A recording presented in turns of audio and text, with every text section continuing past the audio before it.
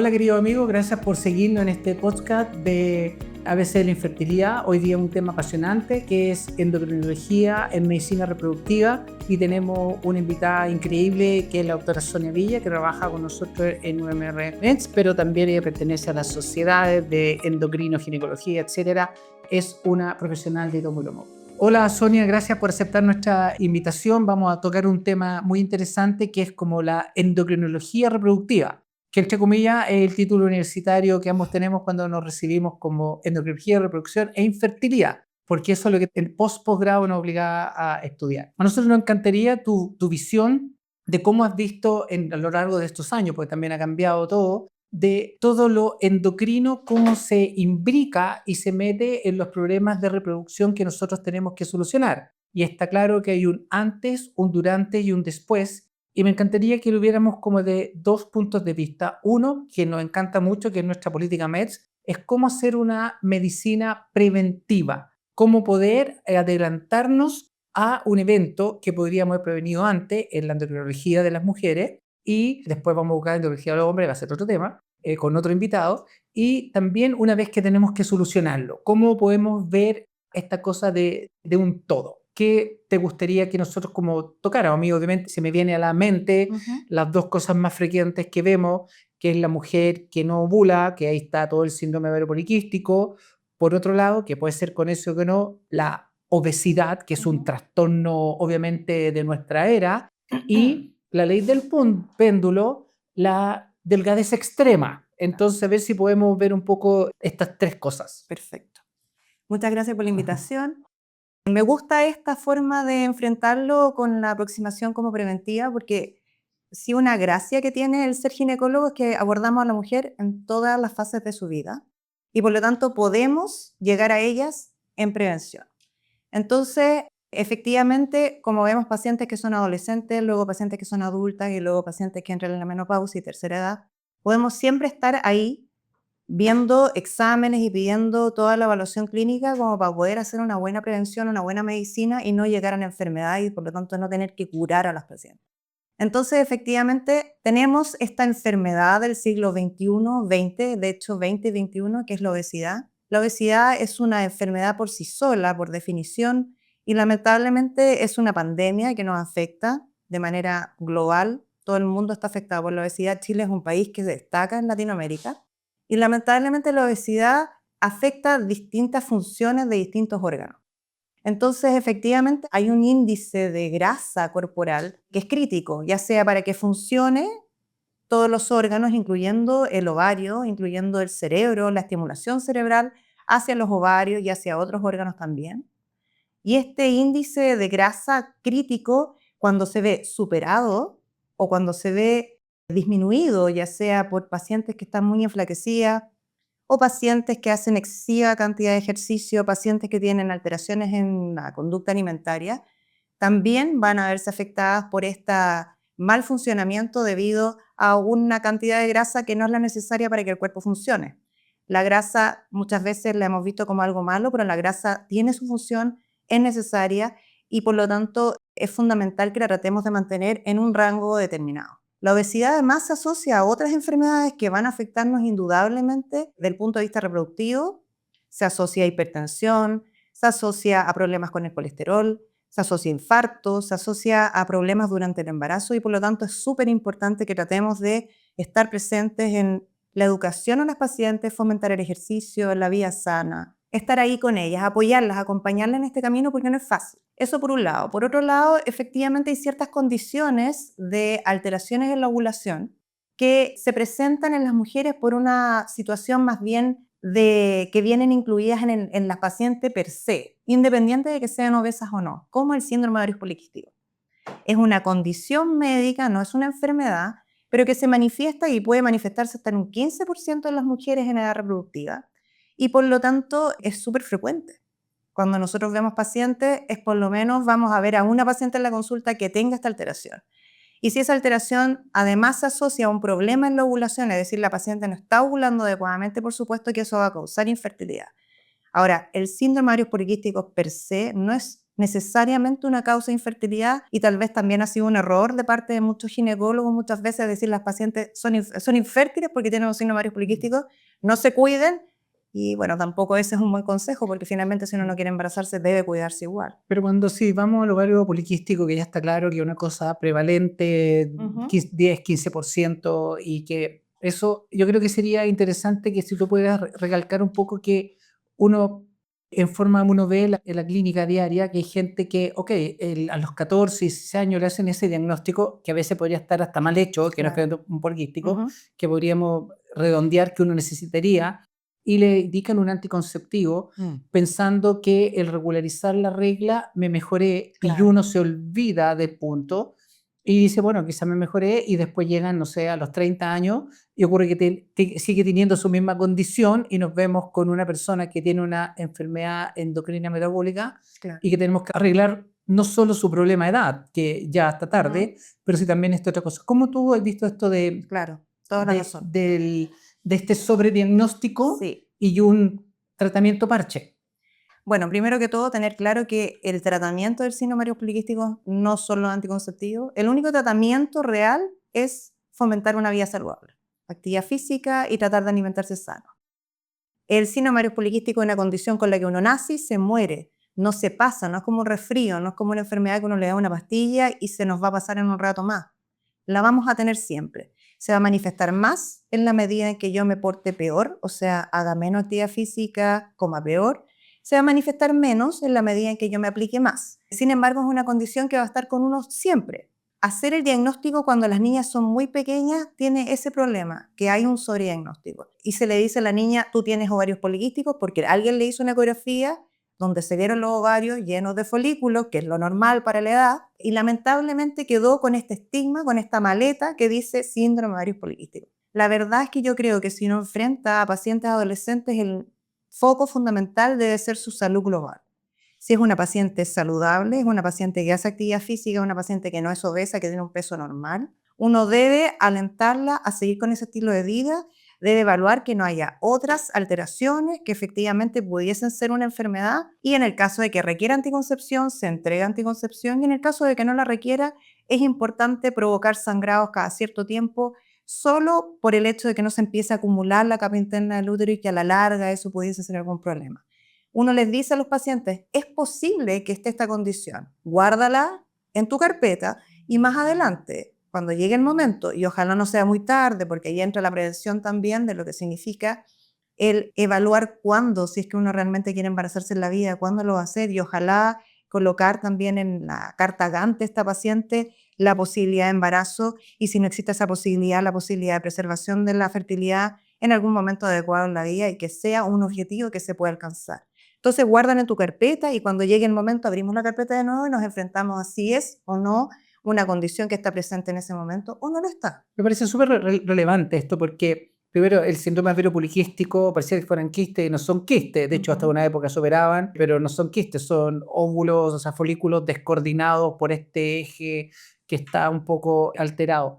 Entonces, es relevante un buen diagnóstico con un ginecólogo que sea ojalá endocrino o que haga medicina reproductiva para entender bien, como tú dices, y sobre todo tú que ves mucha gente entre los 14 y 18 años, cómo se enfrenta esto realmente, esta medicina preventiva. También veamos al otro extremo, porque tenemos el extremo de la gente, entre comillas, joven, por llamar así, Ujú. entre 16 y 20 y algo años, que ser flaca es la belleza. Claro. Entonces se van al extremo de la hiperactividad o al extremo ya de patologías como provocarse vómito, etcétera. ¿Cómo ves tú este tema de cómo dicen, la grasa necesaria en su justa medida? Exactamente. Bueno, lamentablemente esto también ocurre, así como hay obesidad de forma pandémica, también hay un extremo en la población donde las niñas están bombardeadas por estas imágenes de la modelo flaca, estupenda, regia, que no es la realidad de la mujer. Entonces está esa necesidad de llegar a esa perfección y se entra en un círculo vicioso en el cual busco desesperadamente obtener esto y me pierdo en mi foco. Y claro, entramos en las enfermedades que conllevan o una vigorexia, una cantidad de ejercicio desmedido que hace que mi grasa corporal disminuya, o entro en un trastorno de la conducta alimentaria, o entro en ciertas rigideces que me van a impedir tener algún grado de flexibilidad que permita que mi cuerpo fluctúe también, porque además que las adolescentes tienen un cuerpo que fluctúa por definición.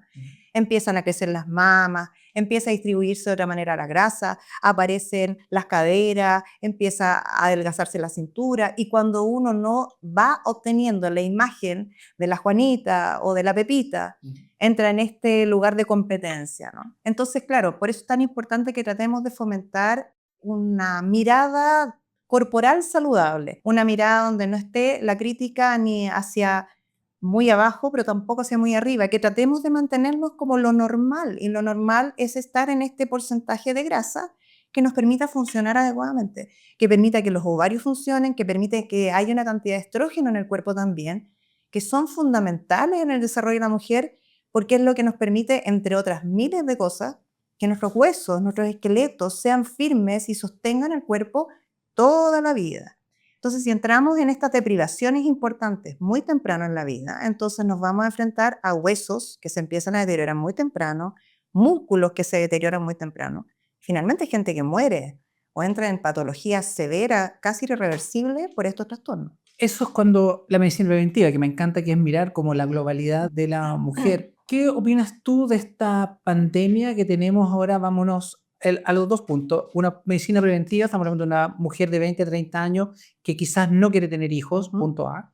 Y el punto B, como nos toca en la práctica diaria, de 30 a 35, lamentablemente la mayor cantidad de gente ya un poco más tarde, que dice, ¿sabes qué? Descubrí la panacea y yo me voy a inyectar una sustancia de moda que comienza con su nombre y que se inyectan porque encuentran que la panacea sin hacer ningún esfuerzo, bajar de peso. ¿Qué has visto tú sobre sobre uso, sobre diagnóstico de qué has visto en lo que es cuando te ha tocado estas personas tratar de, como tú también haces in vitro, de ver que tengo que estimular este ovario? ¿Cómo has visto que se comporta en este ovario, en el fondo, bajado de peso por un fármaco o bajado de peso por un cambio de estilo de vida? ¿Qué es lo que Claro. tú...? El punto está en que probablemente la mayor complicación la revistan aquellas mujeres que no tienen indicación de tratamiento y que ellas, por decisión personal, porque están en desacuerdo cómo luce su cuerpo, porque quieren obtener un resultado rápido, empiezan a ocupar este tipo de fármacos.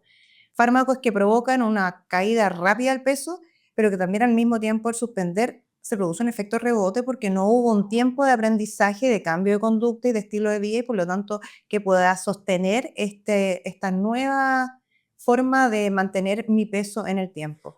Entonces, en general, todo lo que rápido viene, rápido se va. Los resultados en general, yo siento que cuando uno enfrenta a una paciente y es capaz de educarla de verdad y de explicarle lo importante que es que haga un cambio de estilos de vida, digamos, de que empiece a alimentar, a nutrir su cuerpo mejor. No es tanto un baja el número de tu peso, sino que tratemos de cambiar la composición que hay dentro de tu cuerpo, y para eso ojalá tu cuerpo se nutra bien. ¿Quiere este cuerpo que te ha traído hasta acá, ha sido tan amable contigo que te ha traído hasta acá? Quiérelo, nútrelo bien, dale una alimentación que realmente lo nutra. Eso va a favorecer que respondan mejor tus ovarios, y no solo eso, sino que algo que es mucho más importante, cuando llegue el momento de colocar ese embrioncito dentro del útero, la posibilidad de que ese embarazo persista en el tiempo, durante todo el tiempo necesario, que nazca ese bebé sano en una paciente que no haga complicaciones del embarazo, es tan relevante en una paciente que ha hecho un cambio real de su conducta, de su estilo de vida, que es algo que no se logra cuando ha sido muy rápido. Porque la paciente al poco andar vuelve a subir de peso, y porque cuando se embaraza, uno entra en el que tengo hambre y empieza a comer cualquier cosa, dejó de nutrirse bien y empiezan a aparecer las enfermedades del embarazo. Y finalmente, este embarazo que nos costó tanto, por el que tanto luchamos, finalmente puede terminar en un embarazo que se atiende a las 20, 22 semanas, una guagüita que puede terminar hospitalizada meses, producto de alguna complicación obstétrica que pudimos eventualmente sortear. Sí, porque uno ve que esta gente tiene mayor cantidad de hipertensión del embarazo, diabetes gestacional, Claro. porque obviamente este cuerpo se expande, porque falsamente fue así. Pero yo creo que también hay que dejar un mensaje que de repente es como la ley del péndulo. Uno se ve en la consulta gente que está normal de peso y porque leyó Claro. o en un podcast como nosotros, no sabía lo que sea, que había que bajar de peso y cree que que eso le va a ayudar y ocurre que tiene pocos óvulos o lo que sea por otra cosa, pero que realmente está normal y como leyó que la amiga bajó o que dejó de comer algo o que hizo algo, quiere imitarla y ocurre que no es para ella, no, porque no tiene esta enfermedad de base, como que es lo Exactamente. O que sea, si uno no hay ve. una indicación real, la verdad es que el fármaco no te va a ayudar de más. Perfecto. Y sobre el tema de, no sé si te has interesado un poco, porque yo tengo mi visión, de la gente que se hace una manga gástrica, que hizo esta cosa, tiene una obesidad patológica, obviamente, tiene una indicación real de manga gástrica, de cómo has visto tú que en la inducción de ovulación, te la voy a poner difícil, ¿ah? En la inducción de ovulación, que si uno tuviese que estimular a esta paciente, que es una cortita, realmente tú preferirías hacer una inducción de ovulación para sacarle los huevitos gorditas y después ponérselo cuando ya esté flaquita, o cómo tú has visto, esto puede ser que no esté ni siquiera estudiado, sino que un Claro. feeling de años que llevamos en esto, ¿cuándo es mejor? Porque yo tengo mi percepción de que quizás, podemos estar de acuerdo o no, que a veces personas que son gorditas, esperando llegar a este peso ideal, va a pasar tanto Ese tiempo es el que me voy a punto. encontrar con la Sí. flaquita, viejita. Claro, eso es lo más Entonces, importante. ¿cómo has visto tú dentro de Aquí lo esta más cosa? importante es ver qué edad tiene la mujer, porque finalmente el factor más relevante sigue siendo en toda la historia, y eso no ha cambiado, la edad de la mujer. Porque es lo único que nos dice no solo una cantidad, una aproximación a la cantidad de huevos, sino que a la calidad del óvulo. Y eso no tiene ningún precio, ningún cambio. La calidad del óvulo es lo que es y se asocia con la edad de la mujer siempre. Entonces, si tengo una mujer que tiene 35 años, que se quiere hacer la manga y va a volver a los 37, saquémosle los huevos antes. Estimulémosla, saquémosle los huevos. Si quiere, congelamos huevos, congelamos embriones, como quiera ella, como lo decida, como lo planifique, y después, cuando tenga un cuerpo más sano, sin patología agregada, se transfiere el embrión, pero con estos óvulos que vienen de una mujer más joven, con una calidad que claramente no es la misma. Sí, yo estoy súper de acuerdo, mi día a día es mucho in vitro, pero yo me he dado cuenta que hay personas que a veces en esta bajada de peso que dicen, ok, bajan 30 kilos, tanto con cirugías como con fármacos, después nos cuesta mucho más estimularla, como que los varios se ponen a rebelde, como dice, estoy flaca, pero la Sí, verdad es que no me quiero embarazar y nos sí, cuesta mucho más. Así que sí, es cierto. eso. Ya, pero yo creo que sería interesante algún mensaje que le queramos dar a nuestros pacientes que nos sigue en esta medicina reproductiva MEDS, que queremos cambiar un poco, porque tenemos muchas alternativas para tratar, pero Claro. como que hemos dejado el prevenir, Sí. como que estamos al debe con Es que nuestros esa es la pacientes. medicina actual, la Sí, prevención. Ese sí. tiene que ser el enfoque de la medicina actual. Sí, fundamentalmente es primero, tratar de tener una vida lo más saludable posible en la medida en que se pueda. Todos vivimos en un mundo occidentalizado, todos trabajamos mucho, todos vivimos estresados, todos tenemos problemas. Pero tratemos de dejar un tiempo para hacer actividad física, tratemos de alimentarnos bien, tratemos de ver lo que comemos, de sentir el cuerpo, de sentirnos satisfechos, de no darnos más de lo que necesitamos en realidad, de tratar de descansar, de dormir cuando podamos dormir. Y sobre todo, algo que a nosotros en particular nos incumbe es que ojalá las mujeres tengamos algún tipo de noción desde temprano en la vida de si nos queremos embarazar alguna vez, si está ese deseo, esas ganas El ocultas, por muy bichito. pequeñas que sean, ¿no? Si no es tampoco de, hay gente que dice voy a ser mamá, pero hay gente que no tiene esa inquietud, pero si está ese pequeño gusanito dentro, tratar de hacerse un esquema mental. Yo siempre le digo a mis pacientes, a los 30 años abre la ventana y mira tu futuro. ¿Se ve como para algo próximo? Si no se ve para próximo, guarda. Mientras más cerca a los 30 guardemos huevos, mejor. Son huevos buenos, bonitos, son de una cantidad adecuada, son de buena calidad. Lo más probable es que uno logre un embarazo con esos huevitos. En el peor de los casos no los vamos a usar. En el peor de los casos nos vamos a embarazar solo. Pero si no, están esos huevitos ahí. Y si no, cuando tengamos 45 y conozcamos a alguien o realmente sepamos, este es el momento, están esos huevitos de 30, de oro. Ya, pues gracias, Sonia. Gracias. Gracias, así que te damos las gracias a nosotros. Sonia es parte de nuestro equipo de medicina reproductiva y a ella se le ha apasionado el tema de la endocrino, gine desde pequeñita, por decirlo. Así que te damos las gracias por por hacer este podcast con nosotros. Gracias a ti.